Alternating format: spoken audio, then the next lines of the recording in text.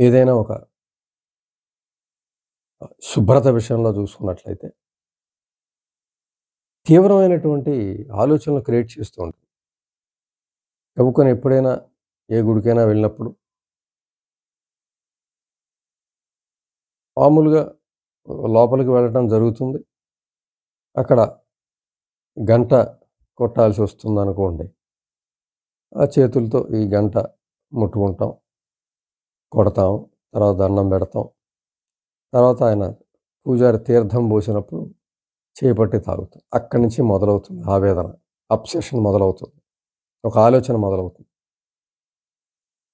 ఈ చెయ్యి శుభ్రంగా ఉందా లేదా? అక్కడ గంట ముట్టుకున్నాను. ఏదో గోడ ముట్టుకున్నాను. మరోటి టచ్ చేశాను నేను. చాలామంది టచ్ చేశారు. ఇందులో ఎవరెవరి హ్యాండ్స్ ఏమి ఆహ్, అశుభ్రత ఉన్నాయో తెలీదు. అవి నేను టచ్ చేశాను. ఆ గంట ఎంతమంది కొడుతున్నారో తెలీదు. ఈ తీర్థం చేతిలో పోశారు. ఇది నేను తాగాను. కడుపులోకెళ్ళింది. ఇప్పుడు నా పరిస్థితి ఏంటి? ఈ ఆలోచన మొదలయ్యి ఒక ముట్టడి చేసేస్తుంది అంతే. మనకిష్టం లేదు అలాంటి ఆలోచన. అందరికీ రావు. అందరిని ఇబ్బంది పెట్టవు. కానీ ఈ లక్షణం ఉన్నవాడిని మాత్రం మహా నరకం చూపించేస్తుంది. ఈ ఒక్క ఆలోచన పుట్టేసి ఈ శుభ్రత మీద ఇంక మనిషిని హింసల పాలు చేసేస్తుంది. టార్చర్ పెట్టేస్తుంది. ఇంక అక్కడి నుంచి ఇంకా మనసు చల్లాచెదరైపోతుంది. ఈ భక్తి పోయింది. ఈ గుడిక ఇవన్నీ పోయాయి. ఇదోకటి మిగులుతుంది. ఈ అబ్సెషన్ మిగులుతుంది. ఈ ఆలోచన ముట్టడి మిగులుతుంది. బాబోయ్! ఏం జరిగిపోతుంది నాకు? ఏం జరిగిపోతుంది? ఏమన్నా లోపలికి ఏం వెళ్ళిపోయింది? నన్నేం ఇబ్బంది పెట్టేస్తోంది? ఈ రకమైన ఆలోచన బిగినయిపోతుంది. అలాగే ఏదైనా హోటల్‌కెళ్ళండి ఇదే సమస్య. చెయ్యి శుభ్రంగా కడుక్కున్నా సరే అసలు ఆ నీళ్లు పైన ఆ తొట్టి క్లీన్ చేస్తున్నారా లేదా? వాటిల్లో ఏమన్నా ఉన్నాయేమో? ఆ నీళ్ళతోనే శుభ్రం చేసుకున్నా. ఈ ప్లేట్ సరిగ్గా కడిగారా లేదా? అసలు ఉండేవాళ్ళు సరిగ్గా శుభ్రంగా ఉన్నారా లేదా? ఒకటి కాదింకా. తీవ్రమైనటువంటి ముట్టడి జరిగిపోతూ ఉంటుంది. ఈ ఆలోచనలు భరించడం కష్టంగా ఉంటుంది. నరకం కింద మారిపోతూ ఉంటుంది. ఇది ఎవరికైనా చెప్తే వింతగా ఉంటుంది. విచిత్రంగా ఉంటుంది. కింద నుంచి పైదాకా చూసిపోతారు. ఏమిటి ఈ ఆలోచనలేమిటనేసి. అలాగే ఏదైనా టెంపుల్‌కి మనం వెళ్లి కూర్చొని ఏదో ప్రసాదం పెట్టొచ్చు. ఎవరన్నా వచ్చి వాళ్ళు ఏదన్నా పూజ చేసి మనం ఏదో కూర్చుంటాం. మా ఇలా ప్రసాదం ఎలా పట్టుకొస్తారు? ఇలా చేయి పెడతాం. ఆటోమేటిక్‌గా జరుగుతుంది. ఆ ప్రసాదం తినాలా వద్దా? మన చేయి శుభ్రంగా ఉందా లేదా? అసలు వాడు శుభ్రంగా చేతులు కడుక్కున్నాడా లేదా? ఇంక అక్కడి నుంచి తీవ్రమైన ఆలోచన. అది తినాలో లేదో తెలీదు. ఆ ప్రసాదం మళ్ళీ ఒక పక్క భక్తి. తినకపోతే ఏమవుతుందో? అదొక వేదన. తింటే కడుపులోకెళ్ళి ఇదేం చేస్తుందో? ఇదొక వేదన. ఈ రకమైనటువంటి మనకి ఇష్టం లేని, కష్టమైన ఆలోచనలు మనసు మీద ముట్టడి చేస్తూ చాలా మానసిక వేదనని కలిగిస్తూ ఉంటాయి. ఇంకెవరికైనా షేక్ హ్యాండ్ ఇస్తే ఒక సమస్య. ఒకటి కాదు. ఇంకా అనేకమైనటువంటి మానసిక సమస్యలు. ఈ మానసికమైనటువంటి తీవ్రమైన ఆలోచనలు బాధిస్తూ ఉంటాయి. ఎక్కడికి వెళ్ళినా ఈ సమస్య ఒకటి తిరుగుతూ ఉంటుంది. ఇంట్లో ఉన్నా సరే వ్యక్తి. అన్ని చోట్ల ఇదే ఆలోచన. శుభ్రానికి సంబంధించి ఇదైతే ఇంకేదన్నా ఇతర ఎవరన్నా ఏదన్నా మాట్లాడితే ఆ మాటల గురించే ఆలోచించడం. నన్ను గౌరవించాడా? నాకు మర్యాద ఇచ్చాడా? నన్నేమన్నా తక్కువగా చూసాడా? నన్నేమన్నా తేలిగ్గా మాట్లాడాడా? చులకనగా మాట్లాడాడా? అతని చూపుల్లో ఏంటి నా పట్ల తేలిక భావం కనిపించింది. అతని బాడీ లాంగ్వేజ్‌లో నా పట్ల ఏమాత్రం శ్రద్ధ కనపడలేదు. ఈ రకమైనటువంటి థింకింగ్ మొదలవుతుంది. అక్కడి నుంచి ఇంక వేపు తింటుంది. దీనివల్ల వ్యక్తులతో సరైన సంబంధాలు కూడా ఏర్పరచుకోలేని పరిస్థితి వస్తుంది. అంచేత ఈ అబ్సెసివ్ కంపల్సివ్ డిజార్డర్ అనేది పేరులోనే ఉంది డిజార్డర్. ఇది వదులుచూ తీరాలి. లేదంటే ఆహ్, మెలకువగా ఉన్నంత సేపు కూడా నరకాన్ని సృష్టించి లోపలే తుఫాను సృష్టించేస్తూ ఉంటుంది. బయటికి ఎవరికైనా చెప్తే అది తుఫానుగా చ వాన చినుకుగా కూడా తీసుకోరు. జల్లుగా కూడా తీసుకోరు. అసలు మేఘంగా కమ్మినట్టుగా కూడా తీసుకోరు. వాళ్ళకంత వింతగా కనిపిస్తాయి అది లేని వాళ్ళకి. ఉన్న వాళ్ళకి మహాభూతంలా కనిపిస్తుంది. పెద్ద పెద్ద భూతాలు మనసులో ఉండి హింసించేస్తూ ఉన్నట్టుగా కనిపిస్తూ ఉంటుంది. ఇది అనేక సన్నివేశాల్లో అన్ని చోట్ల అడ్డుపడిపోతూ ఉంటాం. దీన్ని ఎవరైతే ఈ ఓసీడీ కలిగి ఉంటారో వాళ్ళకి తెలుస్తుంది. వాళ్ళు డిస్క్రైబ్ చేయమంటే చెప్తారు. నెరేట్ చేయమంటే చేస్తారు. దానంత నరకం లేదని చెప్తారు. బాధపడుతూ ఉంటారు. కంట్రోల్ చేసుకోవడానికి ప్రయత్నం చేస్తూ ఉంటారు. అయినా గూడా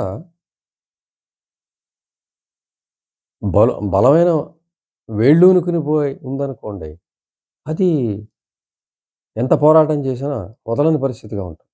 చివరికి దాన్ని లొంగిపోయి దాని పరిధిలో బతికే పరిస్థితి వచ్చేస్తుంది. బట్టలు వేసుకోవడం దగ్గర నుంచి, తలదూకోవడం దగ్గర నుంచి అన్నిటి మీద తన ప్రభావం చూపిస్తుంది. ప్రతి లేచిన దగ్గర నుంచి పడుకునేంత వరకు చేసే ప్రతి పనిలోనూ ఈ ఓసీడీ తన ప్రభావం చూపిస్తుంది, హింసిస్తుంది. అన్ని చాదస్తాలు, అన్ని అపనమ్మకాలు, మూఢనమ్మకాలు అన్నీ బయలుదేరతాయి. ఇంక నువ్వు పూర్తి కంట్రోల్‌లోకి వెళ్ళిపోవడమే ఇంక. అవి చెప్పినవి నడుచుకోవడమే.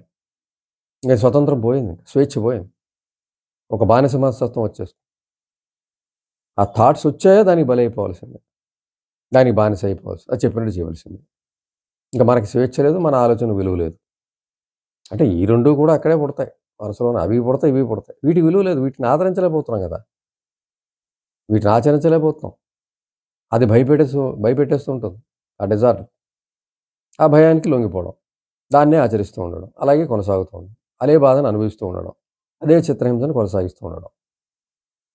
ఇది అనుభవించే వాళ్ళకి తీవ్రమైనటువంటి ఆవేదన, బాధ కలుగుతూ ఉంటుంది. సరే, సమస్యని ఎలా వదుల్చుకోవాలనేది మనం తప్పనిసరిగా ఆలోచించాలి. అయితే ఏ సమస్యకైనా కూడా, ఎక్కడైనా కూడా ఒక పునాది అనేది ఒకటి అక్కడికి వెళ్తే మనకి సమస్యకి పరిష్కారం అక్కడి నుంచి మొదలుపెట్టాల్సి ఉంటుంది. ఈ ఓసిడి కూడా ప్రధానమైన కారణం బాల్యంలోనే మనం ప్రతి మానసిక సమస్య కూడా మన బాల్యంలో 1 నుంచి ఒక 5 ఏళ్లలోపు మనకక్కడ సమాధానం దొరుకుతుంది. మనం మన జీవితంలో వెనక్కి ఆలోచించుకుంటూ వెళ్తే ఒక బాల్యంలో అన్నిటికీ అక్కడే మనకి సమాధానం దొరుకుతుంది. మనసు ఏర్పడేది అక్కడే.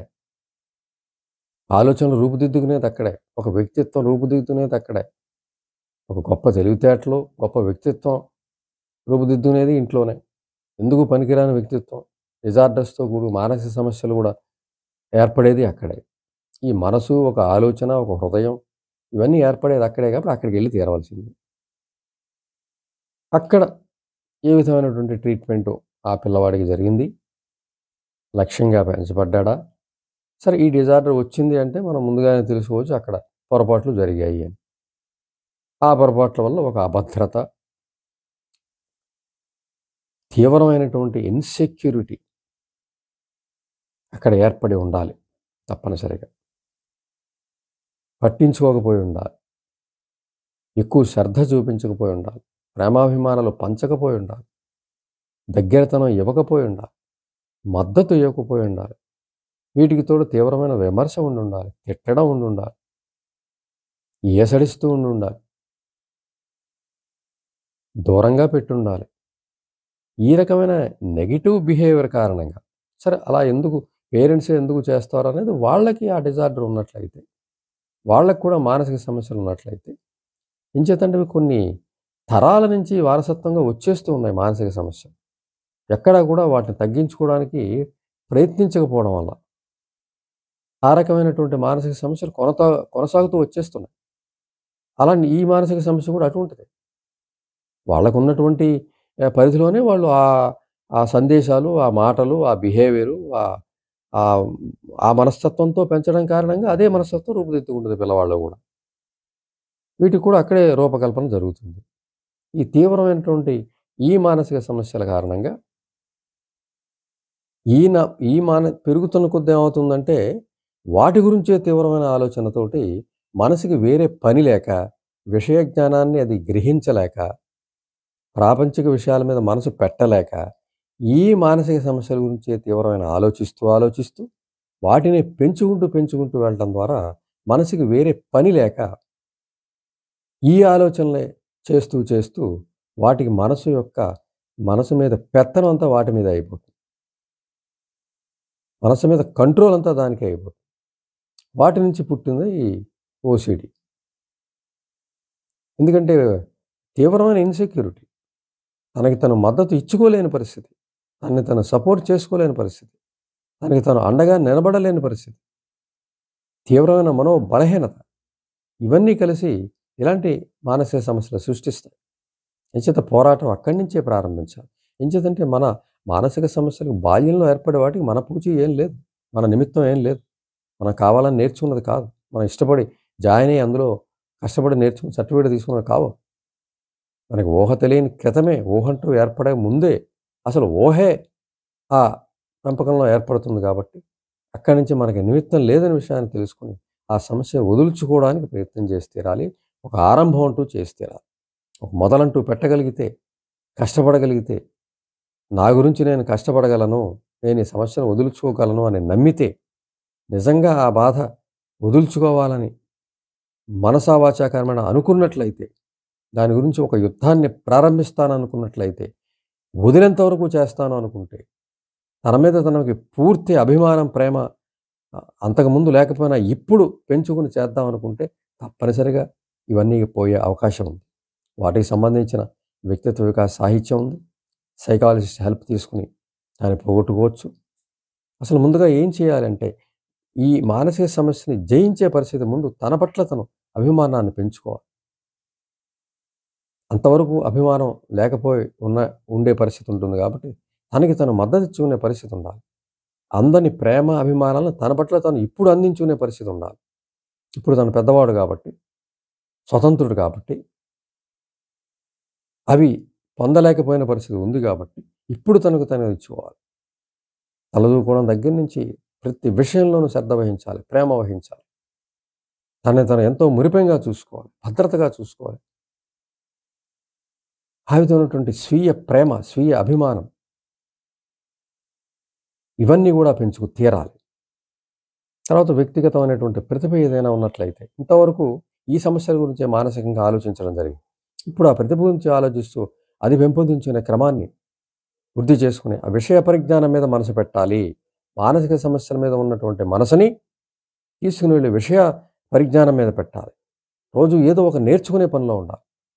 తన దగ్గర ఉన్న ప్రతిభను ఉద్ధరించుకునే క్రమాన్ని తీవ్రమైన ఇంపార్టెంట్‌గా తీసుకోవాలి. దాని గురించి కృషి చేస్తూ కొనసాగాలి. జ్ఞానాన్ని పెంచుకునే దినపత్రిక దగ్గర నుంచి, చరిత్రల దగ్గర నుంచి, మంచి కథల పుస్తకాల దగ్గర నుంచి, అలాగే జ్ఞానాన్ని పెంచే పజిల్స్ చేస్తూ, అలాగే మంచి భేతాళ కథలు, చిక్కు ప్రశ్నలు, లాజికల్ రీజనింగ్ ఇవన్నీ కూడా సంబంధించిన పుస్తకాలు చదువుతూ కృషి చేసినట్లయితే, నిత్యం బిజీగా ఉండగలిగితే, షెడ్యూల్ ఆ విధంగా తయారు చేసుకొని, ఏ క్షణం కూడా మనసుకి వాటి గురించి ఆలోచనలు వెళ్లకుండా చేసుకోగలిగితే, ఏవైతే ఈ కొత్త తరహా వ్యక్తిత్వాన్ని రూపుదిద్దుకునే క్రమంలో చేస్తున్నామో, ఈ పనుల మీదే మనసు ఉంచుకోగలిగితే, ఇది ఖచ్చితంగా కృషి చేయగలిగితే, నా గురించి నేను చేయగలనని నమ్మితే, చేయగలిగితే తప్పనిసరిగా ఈ ఓసీడీ కాదు, ఏ మానసిక సమస్యనైనా పరిష్కరించుకోవచ్చు.